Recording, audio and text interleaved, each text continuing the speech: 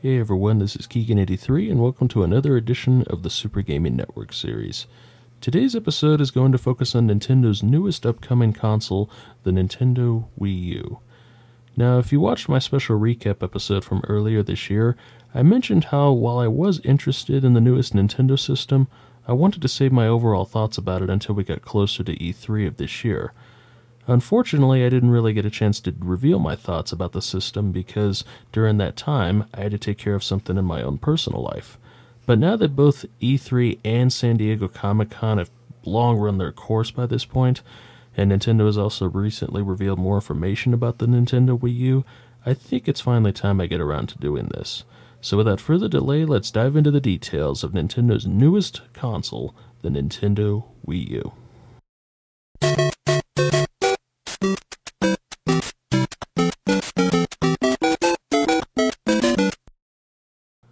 Now, for starters, I will admit, I really wasn't that excited about a new system from Nintendo at first. In fact, after watching the original announcements about the Wii U in E3 of 2011, I felt really turned off by just the name itself that Nintendo had even given the new console. But I'll save my thoughts on the name for later since we do have a lot of things to go through for this episode. Another thing I felt really turned off by and actually quite offended for a while was the controller, because of its take on both DS and tablet features, which is something I actually did not want to see happen. Another big reason why I wasn't liking what was going on was because of all the media outlets. They kept putting up a bunch of claimed reports of leaked specs and picture mock-ups of what they wanted to see, and it just ticked me off inside of how everything turned out that E3 in 2011. And plus, I lost a lot of respect for the game critics that day, and even today, I cannot even take some of them seriously anymore. This includes IGN, sometimes it's Game Informer, I can go down the list, but that's going off topic here. Anyway, continuing on with the details, we're going to take a look at what this new system has to offer as we talk about the now confirmed technical specs of the console. We're going to be running through all the facts on the Wii U that I've at least gathered from respected sources. We're going to be running through features including the system itself, the controller, and even what kinds of games we might see on it as it's launching this November 18th of 2012, just in time for the holiday season. 2012. It reminds me of something else that launched on that day. I wonder why. Now keep in mind, like before, this information could be subject to change, especially since we're getting closer to the Wii U's launch, which is only a matter of weeks away. So if something does happen to change while this video is uploaded, you guys do feel free to say something, just in case I missed something. Now, moving in a little closer to the details, by E3 of 2012 of this year and recently on September 13th of 2012, Nintendo finally gave the Wii U a more full-blown unveiling after the mixed results were received of the original announcements of the Wii U back in 2011. Among this year's announcements, both during and post E3, we've been given more concrete details on future games for the system, including its launch window, technical specs of the game system itself, and also the controller features. Let's go ahead and start with the system itself. The console itself, while being more of a mystery when it was first announced, it looks pretty much like this. It looks very similar to the original Nintendo Wii system, although it is a little different in scale. The console itself is only about 1.8 inches tall, 6.8 inches long, and about 10.5 inches deep. It's not really too different in size, but it is a little notable nonetheless. Moving into an even more technical aspect, especially for those who like getting into these facts, the computer is an IBM multi-core processor at 45mm, by which I mean millimeters, while the GPU is a custom AMD Radeon high-definition GPU with GPGPU support. The system memory, we're moving on to that next, is about 2 GB of RAM capacity, with both the system itself and the video games that'll be on the system sharing a respective 1 GB apiece. The storage in the meantime is actually pretty good. The Wii U seems to support up to about 8 and 32 GB of internal flash memory, which is something we'll touch up on a little more for later. And this is a lot bigger compared to the 512 megabytes of the original Nintendo Wii. And like its older brother, the Wii U has expandable memory slots for SD cards and also USB hard drives. This will help ease the concerns for people who are interested in buying the system. Moving on to disk support, it is very similar. A little different, especially compared to the Nintendo Wii and the PlayStation 3. Like the Nintendo Wii U will support a single slot disc slot with 12 CM discs, but the big difference between the Wii discs and the Wii U discs is the disc memory itself. Where the Wii games support up to about 4 gigabytes for a single layer disc and 8 gigabytes for a double layer disc, the Wii U games, those discs are going to be able to support up to 25 gigabytes per layer, which, to be honest, is a nice welcome in my book, because that just means to you and me more content for the game. However, the discs themselves, they don't support Blu-ray. The Wii U does not support Blu-ray for people who were hoping for that. This is probably due to Sony being among the ownership of the Blu-ray brand. It is kind of a shame, but it's not a complete loss. Nintendo has managed to create a new high-density proprietary format in place of Blu-ray, and based on the game trailers that have been released so far, it looks like it's paying off so far. It is a bit of a shame that the Wii U does not support Blu-ray, but once again, it's not really a total loss per se. Moving on to another technical aspect, graphically, the system is, drumroll please,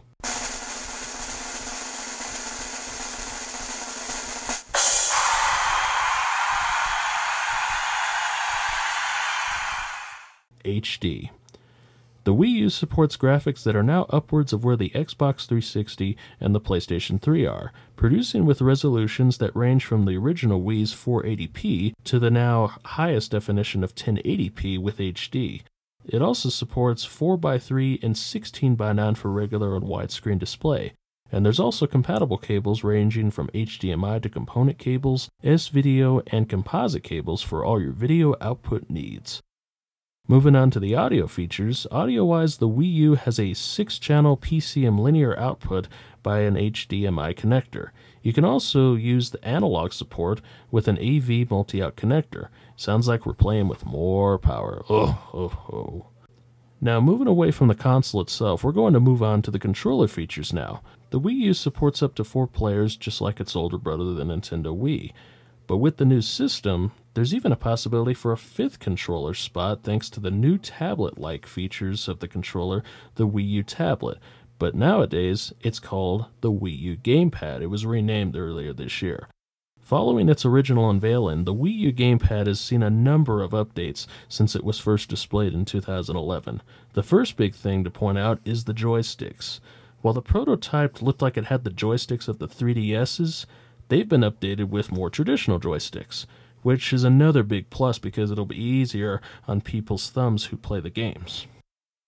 Among other little controller layout features, the D-pad and buttons below the joysticks, they've been tweaked more towards the gamepad's touchscreen, and the start and select buttons, they've been moved from the bottom of the controller to the right side of the controller just underneath where the Y button is located. And in the meantime, the ZL and ZR buttons, they now act as the controller's shoulder buttons. The gamepad has also had a few other features built into it in addition to just little tweaks to the control layouts. There's a camera built onto the front of this thing for features like video chat, a gyroscope which looks similar to the 3DS's, at least based on trailers. There's a rumble feature in the controller, and there's even an NFC sensor. There's even a microphone built into this thing. Plus, you can also use the Wii U gamepad as a television remote as well.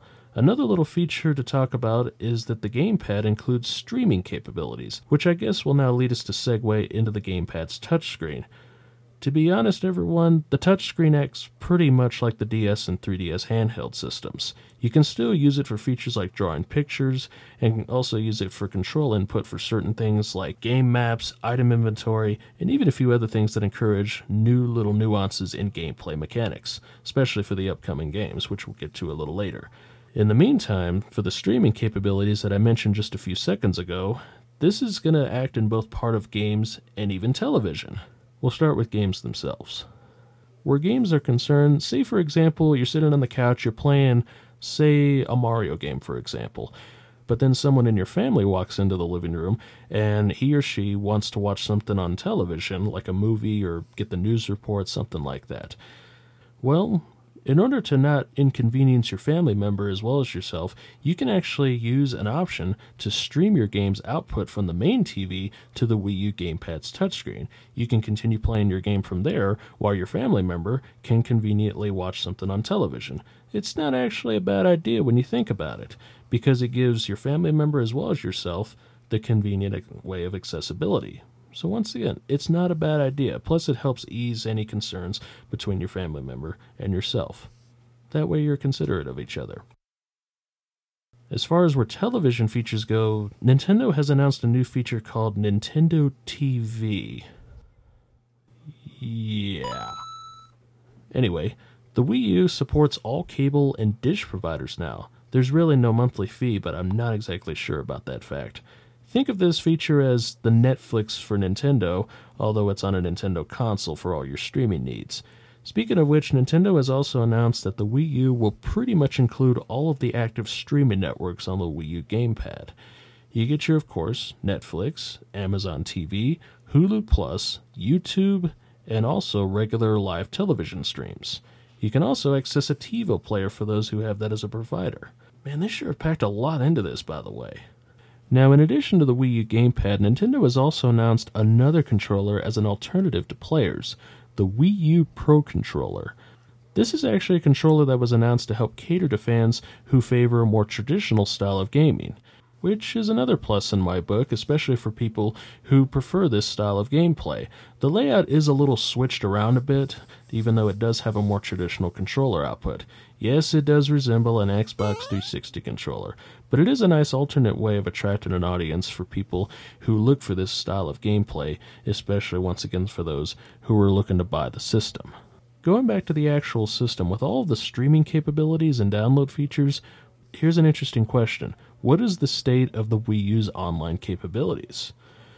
Well, in terms of online capabilities, there's really not a huge amount to go on, but there are some details that I can run you through, especially for those who have been looking for them.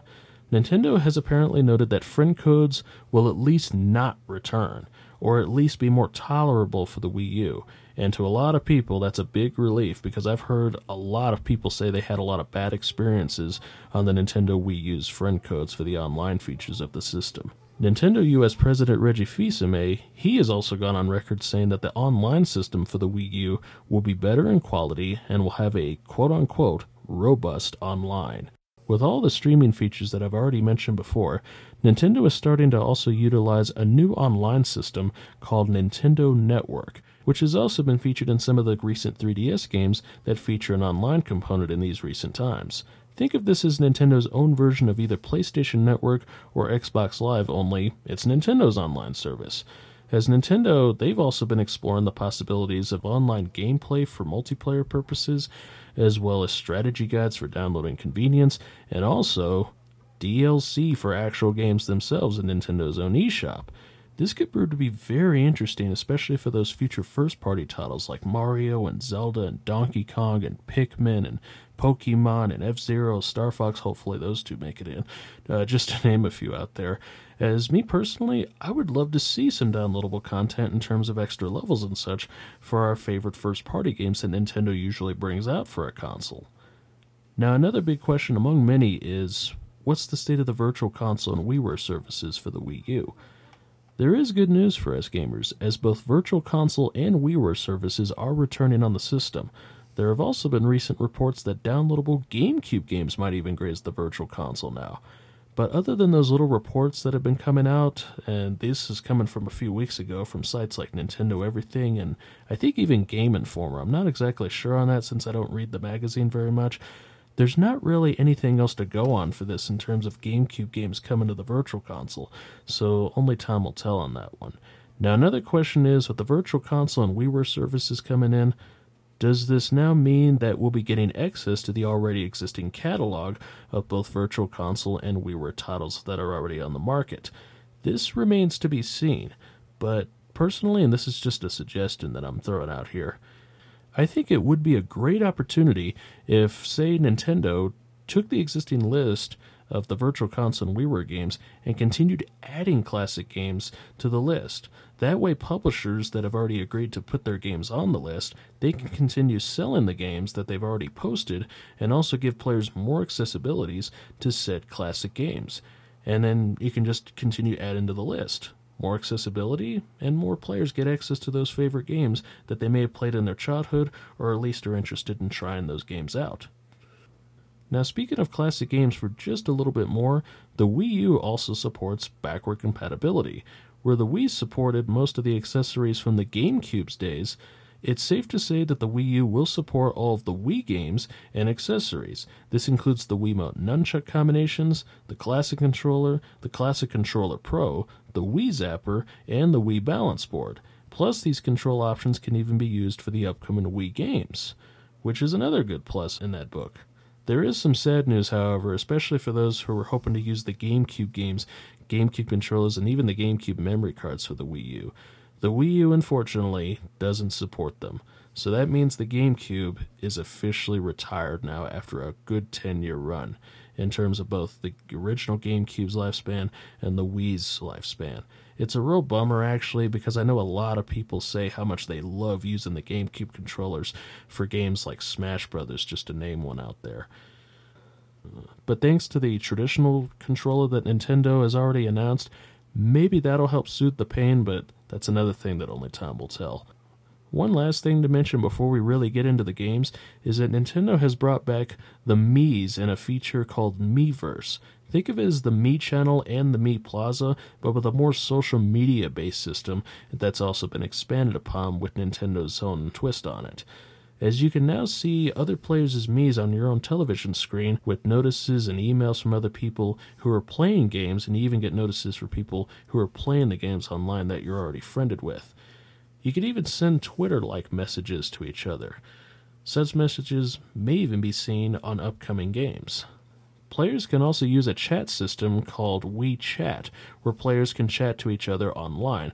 It's pretty much the equivalent of taking a Bluetooth or your headset and setting it up for communication, much like the other two systems that support it. That's pretty much it for the online features on the Wii U for now, but once again, if something else does pop up, you guys do feel free to say something. I'd love to hear what you guys have to say. And now we finally come to the games. Yeah, this is where we really get into the real nitty-gritty and the meat of things on this subject. Whenever a new console comes out, players want to see what's coming out for it in the terms of games. It's cool to see what the technical features are, but the games are still the main focal point of what makes a game console a game console. So without further delay, let's get into the details of the games. The launch of the system, once again, November 18th of 2012, but what games are coming out for it? The system has been reported to have about as high as 23 Wii U games for the launch, and over 50 titles for the Wii U launch window, which will go all the way from November 18th to at some point in March, which is, I think, right about the time Nintendo ends their fiscal year. I could mention and talk about every single game that's coming out for the Wii U, but we're going to run through some of these as quickly as possible, especially since we don't have a whole lot of time to talk about all of them for today. We'll start with the future first-party games. This is particularly starting with Nintendo. Nintendo has announced new titles like New Super Mario Bros. U. This will actually serve as a launch game, making it the first Mario game to launch on a new Nintendo system since the N64 days. Next up on the list is Nintendo Land. This game sounds like it'll be the Wii Sports for the system. This is what it's serving up to be like based on early previews and trailers and such. The lineup of games in the actual package of Nintendo Land, they're actually based on most of Nintendo's popular franchises, like Mario, Zelda, Luigi's Mansion, even F-Zero and Donkey Kong are thrown into the mix. It looks interesting. It actually does look fun based on the demos that I saw in the past E3. But it does bring up a question that I will save up to wrap up for this episode, so we'll be holding that thought in terms of Nintendo franchises for a bit. Another title to mention is Pikmin 3. A lot of Pikmin fans have been waiting for this one. It was the first game Nintendo showed at E3 of this year, and I have to say, while I'm not really a Pikmin fan, I liked how it looked. It looked really nice on the Wii U, and whoever does get into Pikmin, you might have a good reason to look forward to this one. A couple other games to mention that are coming out from Nintendo is a sequel to Wii Fit called Wii Fit U. The name pretty much speaks for itself. And finally, Game & Wario. Not much of it has been shown yet, but it looks like it'll be another good fun title from the WarioWare series, which to me, I've only played one WarioWare game. It was a lot of fun, so it looks like this could be a real fun game. Moving on to the third-party support, I really have to give prompts to the developers and publishers in this list. There's some great third-party games coming out for the Wii U system. Now granted, a lot of these are ports of already existing games from other platforms, but it is worth making a note of some of these, especially now that Nintendo now has the processing power to support games that I'm going to be mentioning that came from the PS3 and the Xbox 360. I guess to help start off on the third-party list of games, we're going to run down the list, but also save a few surprises in the end because some of these titles are actually a little bit surprising. First third-party company is Sega. While we don't really have any news on a main series Sonic title, at least for now, Sega is going to be bringing two marquee titles to the Wii U for starters.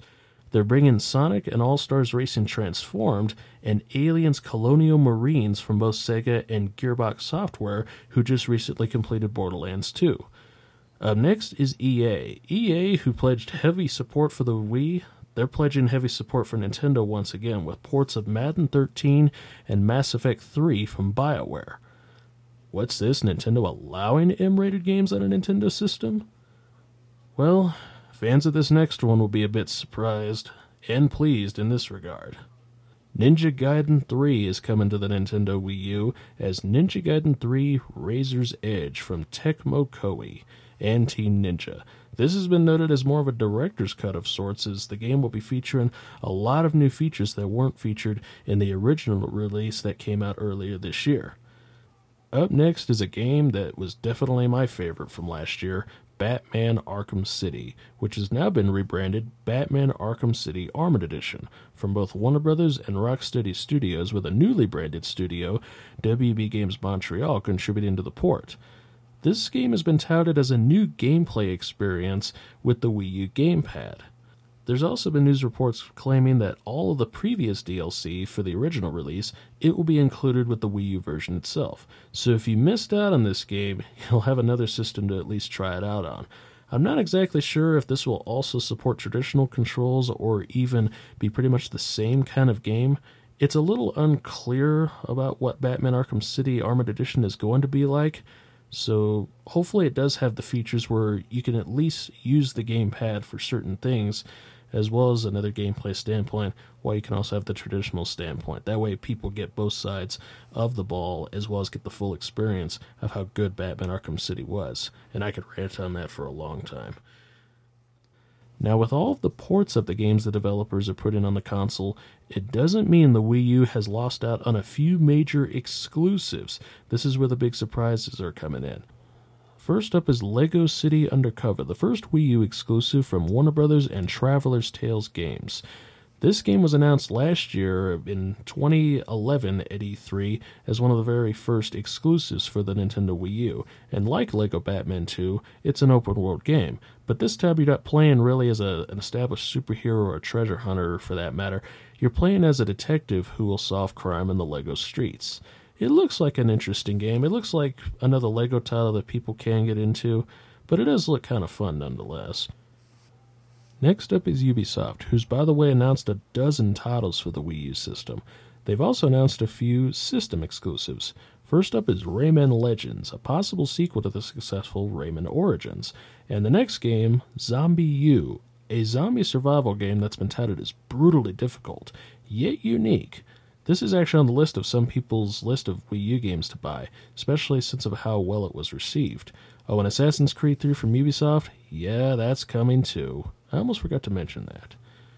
Now these next two titles to mention, it's a case of both good and bad in some people's eyes. First up is The Wonderful 101, an original title originally codenamed P-100. This game was a small surprise from Nintendo after their E3 conference, but where Nintendo is publishing this game, the title is being developed by Platinum Games, the developers of games like Mad World, Vanquish, and the upcoming Metal Gear Rising: Revengeance game. And just when you think there was only one game from Platinum Games coming to the Wii U, you'd be wrong. Bayonetta 2 is coming to the system, and it's exclusive to the Nintendo console. Now, I'll admit, when I first found out about this title that was coming to the Wii U only, I was laughing humbly, and I was also saying to myself, you know what, this is probably going to tick off the entire fan base of the original game. And a couple of days later, the backlash appeared, with extremely negative comments to both Sega and Platinum for Bayonetta 2 being exclusive to the Nintendo Wii U, with some of these comments being either death threats or just saying, oh, I'm not going to buy any more games from this company. Interesting how this actually gives Sonic a little bit of a break from the forums, considering that the first Bayonetta was published from Sega in 2009. Thank you, Platinum Games. Kind of made my day a little bit there, but yeah. Very negative comments about Bayonetta 2 being Wii U exclusive. But now, in light of those comments, Platinum Games even went on record saying they wanted to grow the brand and not alienate the fan base of the original Bayonetta title. And from a small, different perspective, it actually does make sense because the Wii U is going to be the new kid on the block and shelf. And if this Bayonetta title does well enough on the Wii U, this could mean that Platinum Games could go back to Sega, who is acting as an advisor to this sequel, and let Sega publish Bayonetta 2 on both PlayStation 3 and Xbox 360. So I'm guessing for now, all hope is not lost. So for fans who want the sequel to the original Bayonetta, I'd hold on to that thought a little longer if you want to see the game come out in regards to a PS3 and Xbox port, since the original game was a success. There may be a good shot for the second game to go multi-platform, so for now, I'd hold on to that thought just a bit longer. In the end, with a combination of old, new, and exclusive titles that sound unique, the Wii U launch window is looking rather strong. It is a bit heavy in the port department, but there is enough to at least get established on the new system. It looks stronger, especially compared to the launch lineup of the 3DS from 2011, but with a launch window of 50 or more games from November 18th to the end of March, it looks like gamers might find something that's enjoyable should they decide to pick up the shiny new console this holiday.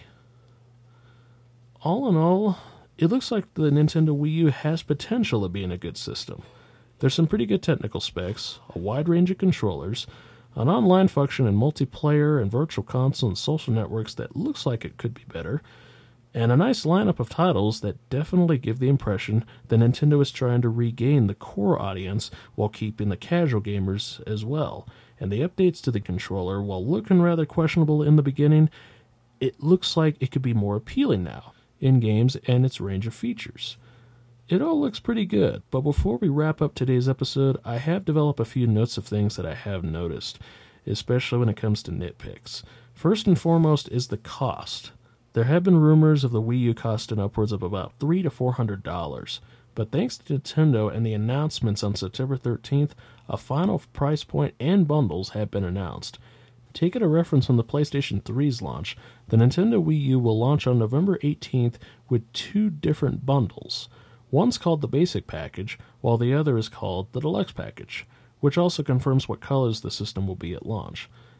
The Basic Package includes a white Wii U with an 8GB hard drive. It also has a Wii U AC adapter, a Wii U gamepad AC adapter, the sensor bar, an HDMI cable at high speed, and of course the Wii U gamepad itself.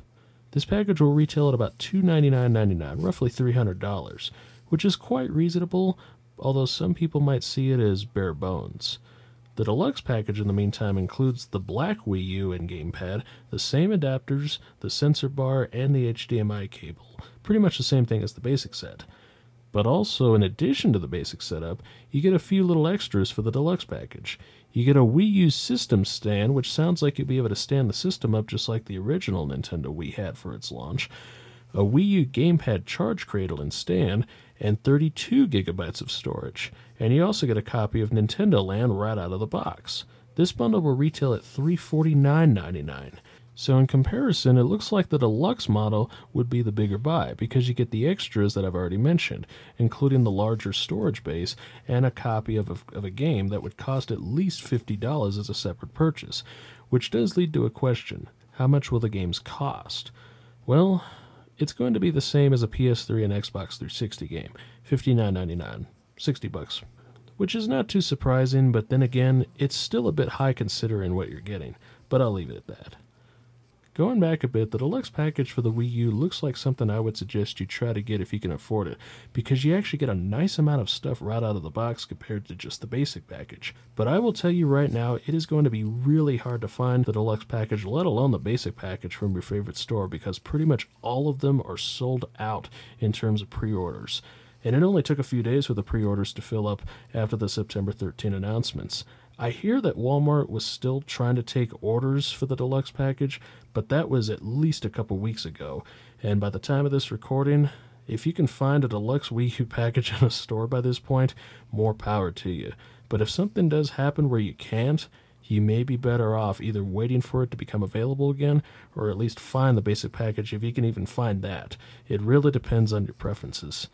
But yeah, for those who can find a Wii U, lucky enough to find one during this launch time of the Wii U, more power to you, regardless of what bundle you get.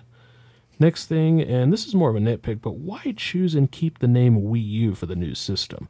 Why not something like the Nintendo Wii 2 or the Super Nintendo Wii to help give it a slightly bolder name, especially with the fact that the Wii U looks more like the equivalent of a Super Nintendo to the Wii, like the Super NES was to the original NES over 20 years ago.